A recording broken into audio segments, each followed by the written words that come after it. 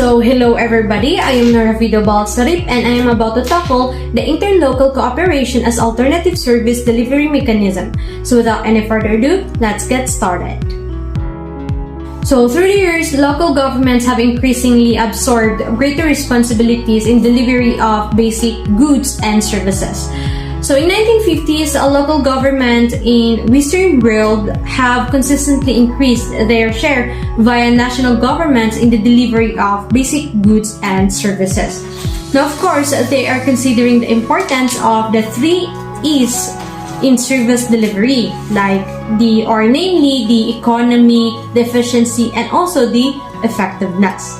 So with that, let's move on with the basic concepts and definitions of interlocal cooperations. So accordingly, the word interlocal is commonly defined as an arrangement which involves voluntary transaction between 2 or more local governments to accomplish common goals. Now, this word actually finds similar definitions with such terms as interlocal agreement, intergovernmental cooperation, interlocal government unit, LGU alliance, and institutional collective action. Due to prevalent practice of interlocal service agreement as the common form of cooperation, Lyrics and Core 2005 suggests that interlocal cooperation should be constructed as a reference to interlocal agreements, and also the James A. Con Local Government Technical Series offers a simple definition of intergovernmental cooperation as an arrangement between 2 or more governments for accomplishing common goals, providing service, solving a mutual problem. And also, according to GTZ 2009, it expands the definition by describing the inter-LGU alliance as a voluntary collaborative undertaking among LGUs, though it may also involve other organizations to address specific common concerns that require the efficient consolidation of resources and also the harmonization of policies and actions and an intersectorial and comprehensive approach. Now let's move on with the 4 of the 6 criteria proposed by Ansel and Gosh 2007. So it is of course to describe the collaborative governance are also applicable to interlocal cooperation. So these are the following. First, participants engage directly in decision making and not merely consulted. Second one, the forum is formally organized and meets collectively. Third one, aims to make decision by consensus even if consensus is not achieved in practice. And then next, or the 4th one, is the focus of collaboration is on public policy or public management. Applicability of interlocal cooperation. Owing to its flexibility and widespread applicability, accordingly, the use of cooperative agreements to provide services has been considered as one of the most useful alternatives available to local government. So, as general rule, public goods and services that exhibit high capital cost, especially when carried out by individual local governments, or economies of scale where the unit cost of provision decreases as the volume increases, are the common candidates for delivery through interlocal cooperation. Now, provision via interlocal cooperation of high capital goods and services such as highways, housing, parts and water distribution, and to lesser degree labor-intensive services including corrections, education, fire, police, health, and human services has been found to be practiced in geographically dense areas or metropolitan region. So, interlocal cooperation can also be applied to non-capital intensive public goods and services like coordinating the traffic system among neighboring local government. Now, the prevalent use of interlocal cooperation in service delivery is evident in the majority of cities and countries in the United States, where each has at least one project involving interlocal agreement.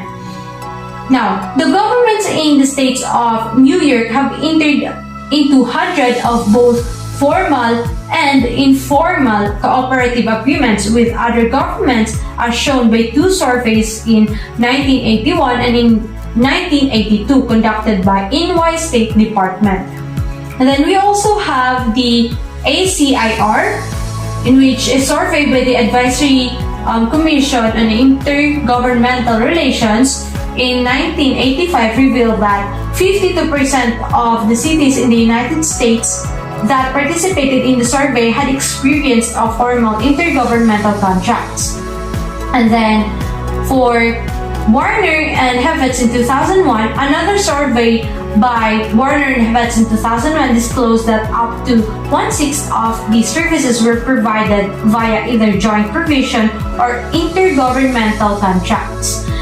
So, intermunicipal service, for instance, is also widely practiced in the Western world for such services as, example, waste disposal, yung water provision, and also yung mga social security services like fire brigades and emergency services. So, in Philippines, around 25 inter-LGU alliances have been organized to provide and manage services related to ecosystem management, agricultural productivity improvement, health services, delivery enhancement, and also solid waste management. So here are the types of interlocal cooperation agreement. So take note that there are two categories of interlocal cooperation. First, we have the formalized cooperation, and then the second one is the informal cooperation.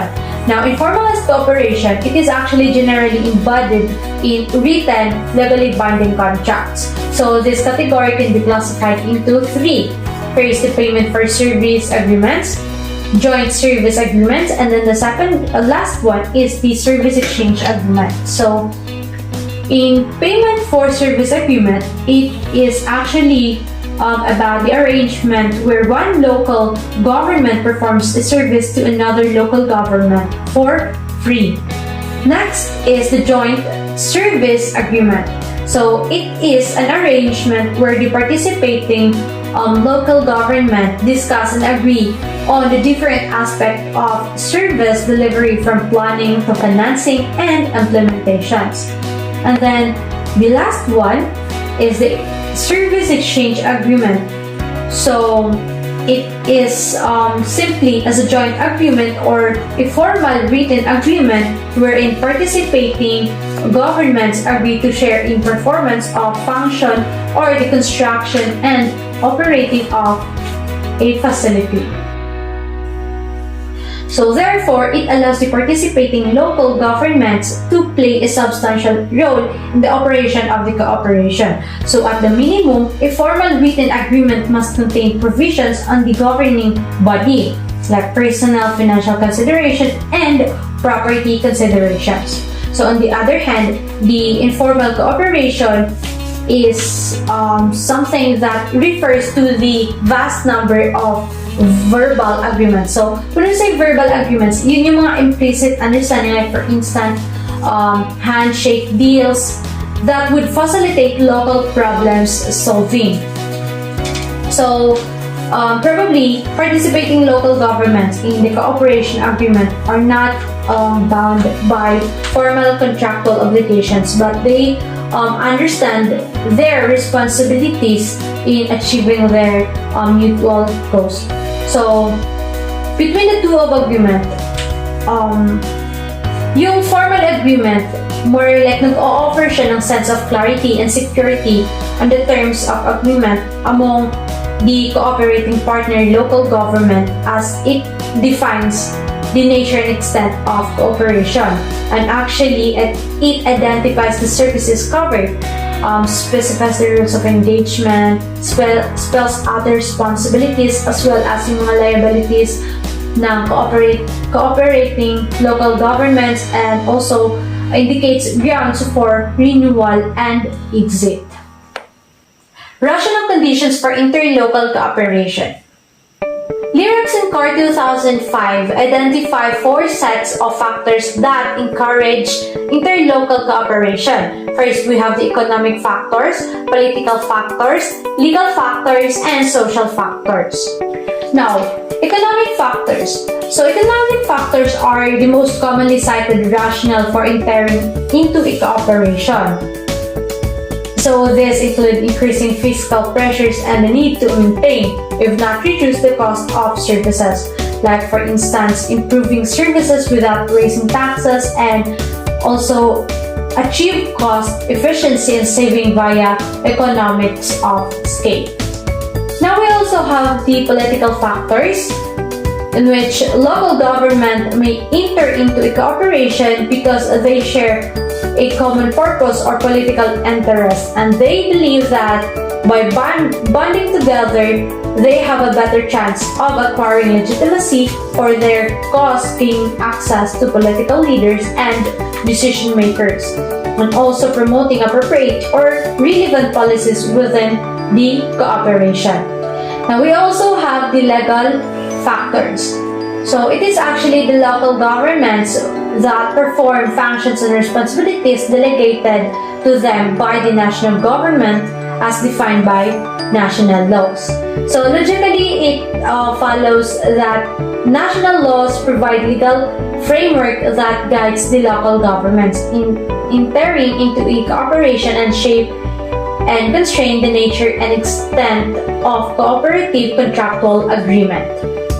Now we also have the social factors, which includes attitudes, perceptions, and persuasion norms and values that actors or decision makers of local government and cooperation display, manifest, or demonstrate during negotiation. So, among the social factors, trust and reciprocity stand out as the principal social factors, which likewise make up social capital. So, diba socially speaking na, for you to have or to build a relationship, then you have to gain praise to trust. That's why it is considered as a principle for social factors. Challenges affecting internal local cooperation. So some of the challenges that actually deter the efficient and effective implementation of interlocal cooperation are associated with transaction costs related to a coordination, division, and defection problems. Now, the question is, kailan ba nag-uukur yung transaction cost? So probably transaction costs occurs when the conditions of uncertainty, bounded rationality, information asymmetry, and complexity of transaction exists. So the level of extent transaction cost influences the decision whether or not to organize an interlocal cooperation. Now, transaction cost is also related to the division problem occurred when any of the actors exhibit an opportunistic behavior, leaving one or some of the worse off than if they had not cooperated at all. So actually, yung division problem is nag-uukur yan or nag-aaras yan when yung mutual gains ng isang cooperation is hindi siya naibigay ng patas kumbaga sa mga membro nito, or at least base sa provisions ng agreement. So of course, para maiwasan itong mga problem na ito, the actors or yung mga makers in the series of bargaining and also yung negotiations, they have to define their duties and rights, including the terms of distribution ng mutual gains, and also formalize their arguments and concessions in a contract. So, of course, we all know na contracts organize exchange of relationship. We also have the division, which is also related to the defection problems emerge when one actor's opportunistic decision or behavior makes other worse off or affects them negatively. So, as in the division problem, this can be overcome only when yung rule or norms ng isang behavior among the actors is or are clearly defined and established through a series of bargaining and negotiation in the contract. So, contract also control the opportunistic behavior of the contracting agent. For the last part, let's move on with some cases of interlocal cooperation in the Philippines. Now, the Metro Naga Development Council in Camarines Sur. So, one example for this is the Naga City. So, in the late 1980s, Naga City faced the twin problems of economic and social stagnation. So, dahil urban area ang Naga City, isa sa kanilang problem when it comes to their economy is yung pag-a-unemploy ng mga employees sa kanila. And also yung poor basic services na mayroon yung nawala sa kanila na mayroon ang urban area that actually transcends political boundaries. In which, generally, it correspondingly require integrated and interjurisdictional solution. Now, acknowledging the complexity of the problem, the Naga City Mayor Jessa Robredo, a private sector executive prior to becoming mayor, spearheaded the promotion of an integrated, rational, and balanced development strategy through the Metro Naga Development Council, or MNDC. So, of course, this strategy promote economic development within Metro Naga and of course, sa MNDC adopted these three major strategies. First, we have the Metro Naga Development Program, the Capability Building Strategy, the Development Roles Designation for member LGUs. So, for the Metro Naga Development Program, it actually aims to improve the quality of life of the residents through job generations. We also have the Capability Building Strategy, which aims to develop the knowledge and skills of the local officials and personnel. As for the Development Role Designation for member LGUs, it actually aims to assign each member its particular development roles based on its comparative advantage. Now, following these strategies, Naga City was designated as business, education, and cultural center. So from down, tumaas yung kanilang status po. Now, we also have the Pacific Interlocal Health Zone Center delivery in Southern Leyte. Now, the Anawan District Hospital, or ADH, is one of the 3 district hospitals devolved to the province of Southern Leyte in 1991. So it has 6 municipalities in its catchment area. For around 12 years, yung ADH hospital actually suffered from some problems like nagkulang sila ng funds, nagkulang din sila sa number of doctors, workers, yung kanilang laboratory and building facilities, yung kanilang mga gamot, medical supplies, and many more. So, dahil sa kakulangan ng kanilang resources, the quality of ADH services deteriorated. So, eventually, this hospital leads to downgrading from a secondary to a primary hospital. So to finance the expenses for maintenance and operation of ADH, the Pacific Interlocal Health Zone Service Delivery, or PHLZ, set up the Common Health Trust Fund, or CHTF, as a mechanism to pool the resource contributions of member LGUs. So, yun na nga, in December 2003, the 6 municipalities, through their LCES, entered into a MOA and agreed to form the Pacific Interlocal Health Zone Service Delivery, or PLZ. So that's all. Thank you very much and happy Ramadan.